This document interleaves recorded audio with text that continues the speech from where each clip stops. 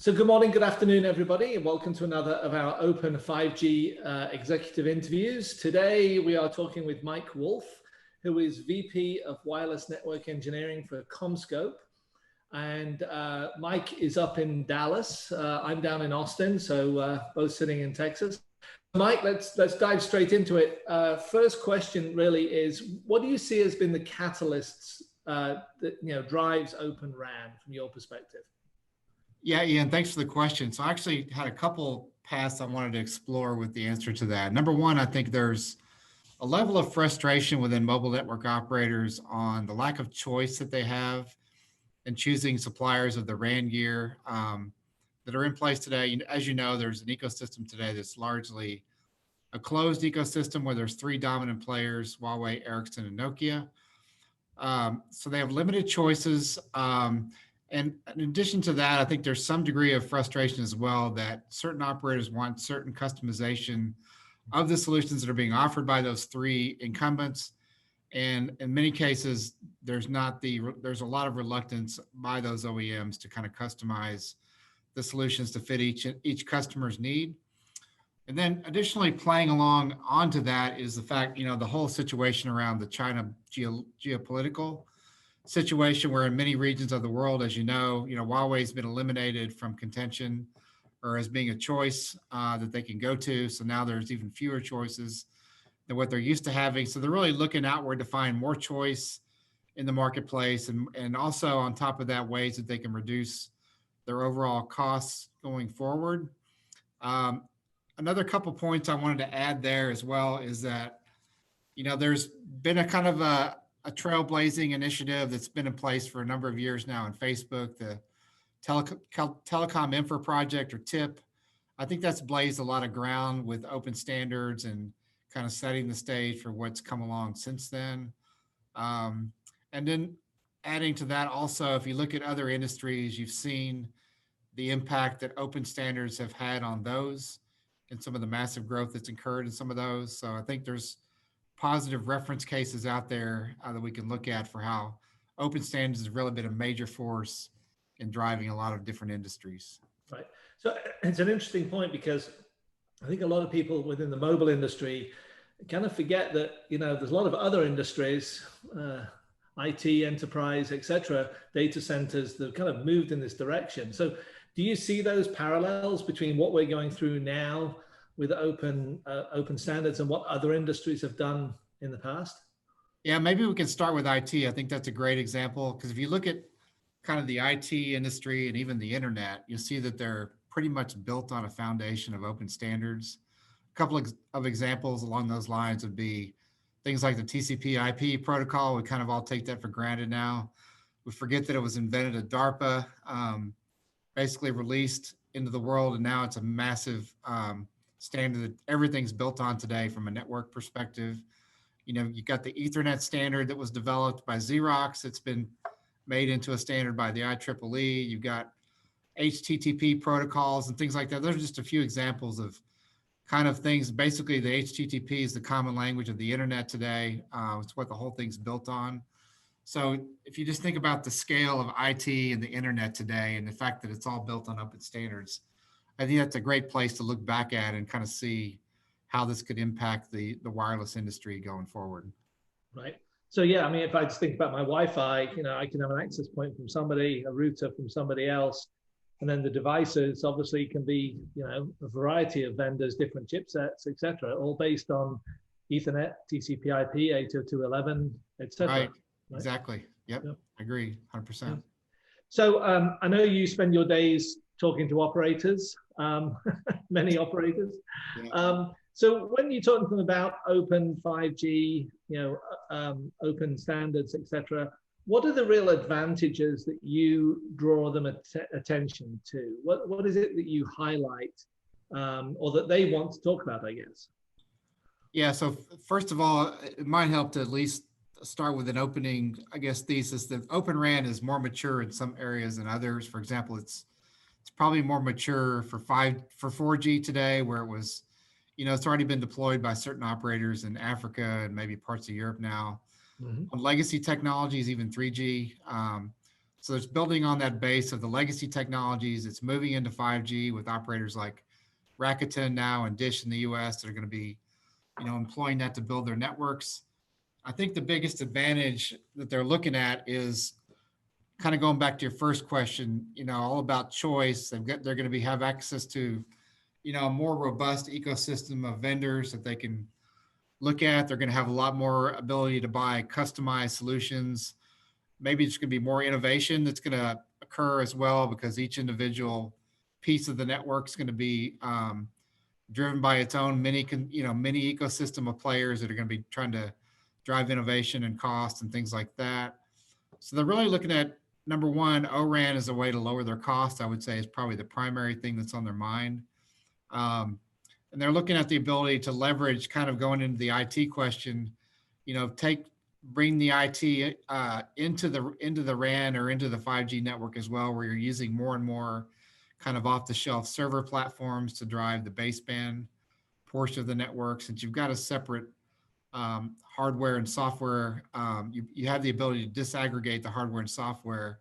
You can use a lot of off-the-shelf hardware to realize those elements, and then you've also got the promise of Open RAN bringing in additional automation and ways to help them maybe offer new services that they don't have the ability to offer today.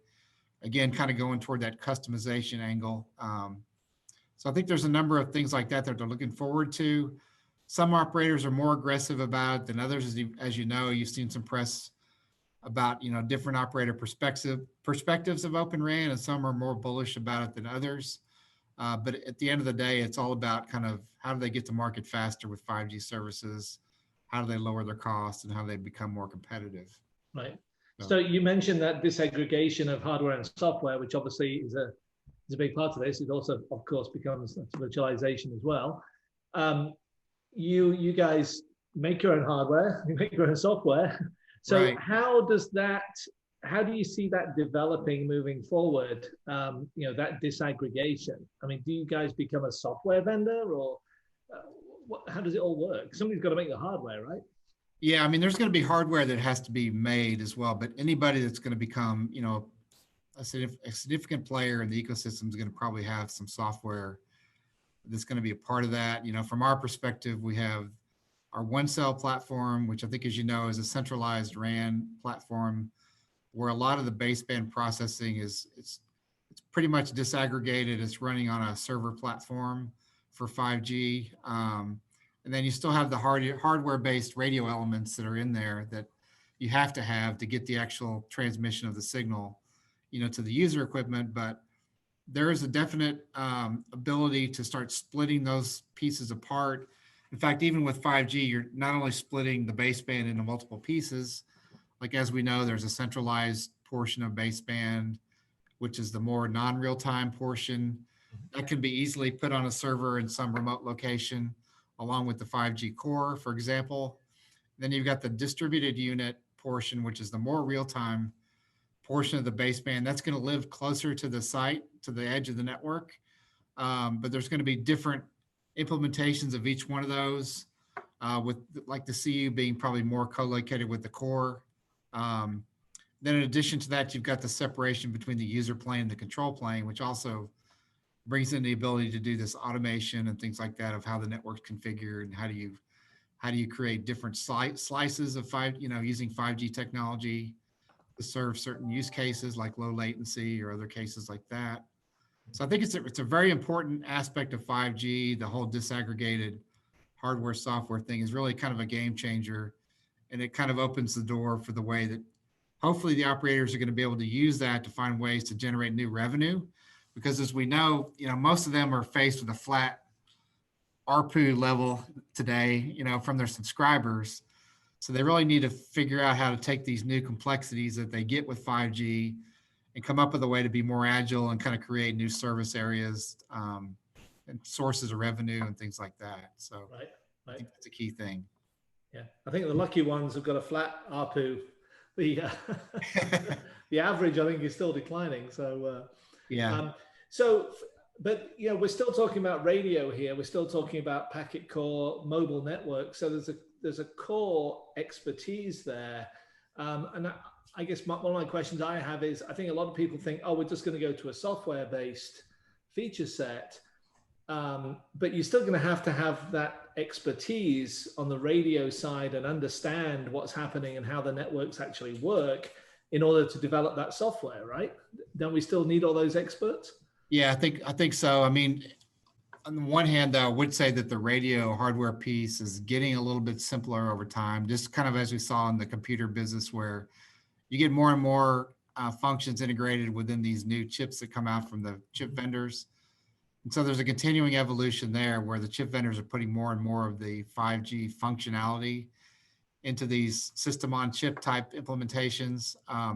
So to some degree, that's simplifying the radio hardware architecture because you got more bundled into a smaller number of components, but the expertise still has to be there to put all that together, come up with the most efficient way to transmit those signals and so forth, and handle the wider and wider swaths of spectrum that you have to cover with 5G, including like millimeter wave, where you've got hundreds of megahertz of bandwidth that you're trying to cover, depending on different use cases there. So definitely you have to have the expertise. You're going to also need to pay more and more attention on driving the cost of those hardware pieces, lower and lower, so that we can scale this 5G capability up, much faster than we did with 4G.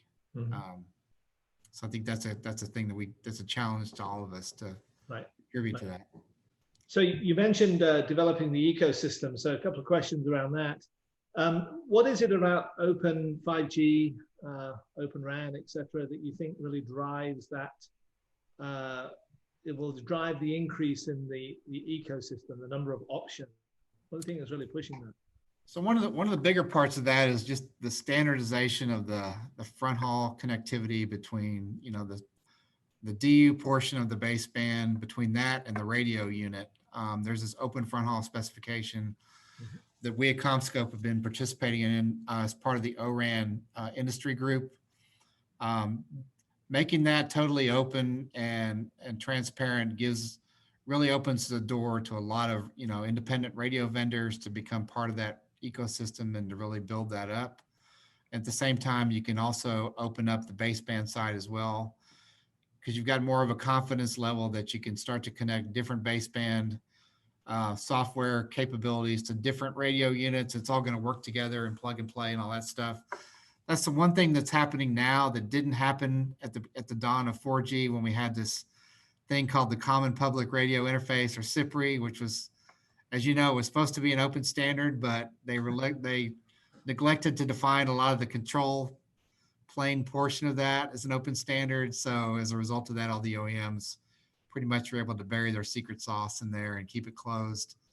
Hopefully we're going to be successful this time with this open front haul interface, and that'll really open it up to kind of build the overall ecosystem. I think from what I see, it is happening. There's been a number of industry, plug fests that have started to happen.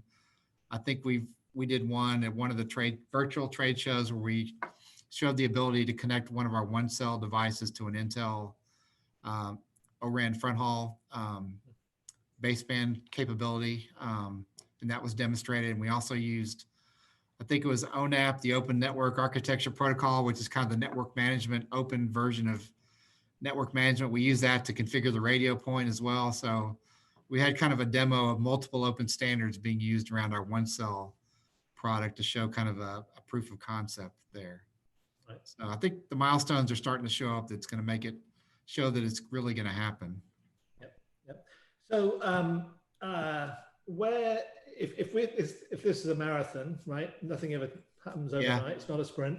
If this is a 26.2 mile race, where do you think we are in that, in terms of, if the beginning is obviously nothing happening, and 26.2 miles is where, let's say, the majority of new network deployments or upgrades are based on open standards, where do you think we are in that life cycle?